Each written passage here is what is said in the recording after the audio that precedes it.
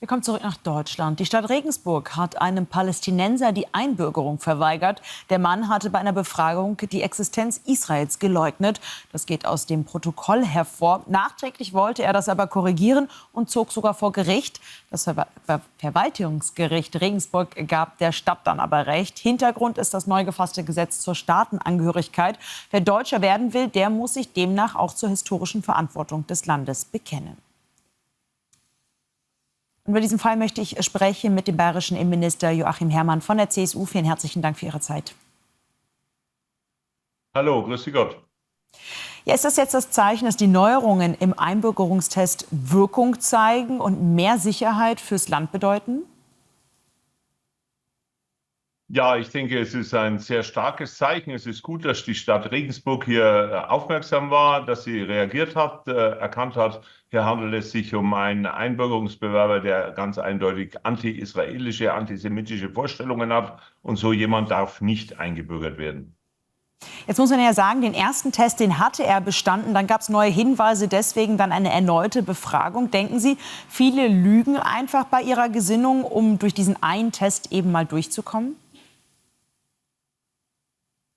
Das kann grundsätzlich natürlich nicht ausgeschlossen werden, dass jemand hier versucht zu lügen. Und deshalb ist es wichtig, dass die Einbürgerungsbehörden diese Themen ernst nehmen. Deshalb ist es wichtig, dass diese Einbürgerungstests sehr ernst genommen werden. Und es ist ja gut, dass bei der letzten Gesetzesänderung eben gerade diese Frage Antisemitismus oder Infragestellen des Existenzrechts Israels ausdrücklich hier angesprochen wurde und dass das mit eine entscheidende Voraussetzung bei der Einbürgerung ist, dass keine Hinweise auf einen solchen Antisemitismus vorliegen. Wenn wir jetzt auf diesen Fall schauen, einen deutschen Pass, den gibt es also für den Mann nicht. Wissen Sie aber, wie das weitere Verfahren dann aussah? Muss er Deutschland sogar verlassen? Oder wie handhabt man das, wenn man jetzt weiß, der ist jemand, der unsere Grundordnung und unsere moralischen Verpflichtungen ganz anders sieht? Es ist klar, er kriegt keine deutsche Staatsangehörigkeit. Ansonsten hat ihn der Verfassungsschutz jetzt mal im Blick. Und dann stellt sich in der Tat, das hängt jetzt von der Lage ja in Syrien ab, es ist ein Mann, der aus Syrien stammt, dass wir in der Tat bei solchen Personen, wenn es geht, sie dann möglichst bald wieder in ihre Heimat zurückführen wollen.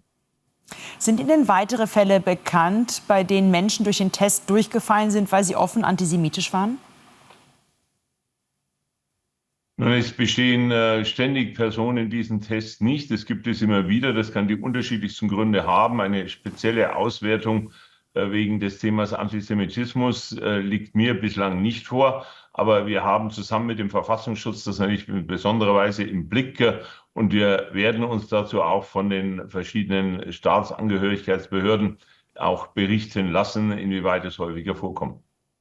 Jetzt haben Sie es ja schon angesprochen, die Situation in Syrien hat natürlich auch Auswirkungen auf das Migrationsthema hier in Deutschland. Die Union fordert ja jetzt, dass es relativ schnell gehen muss mit der Rückführung, erst einmal auf freiwilliger Basis. Jens Spahn hatte gesagt, 1.000 € für jeden, der zurückgeht. Und Sachsen-Anhalt zahlt Flüchtlingen schon längst genau diese Summe, wenn man in die Heimat zurückkehrt. Das gilt nicht nur für Syrer.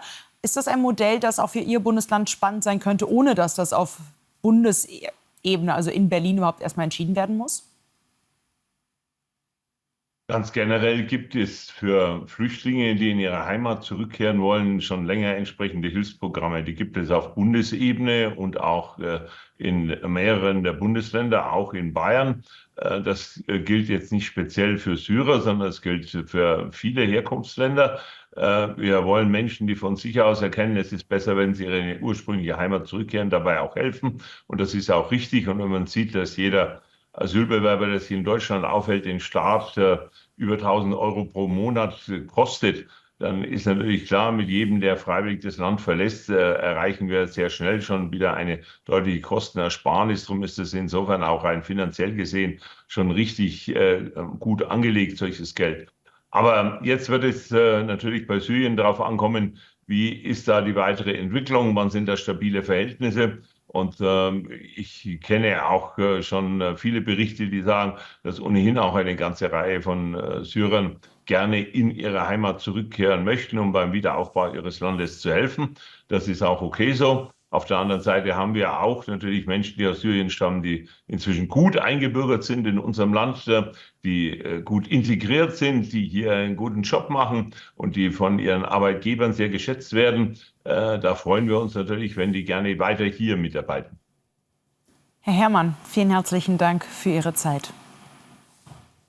Ich danke Ihnen auch. Einen schönen Tag. Servus.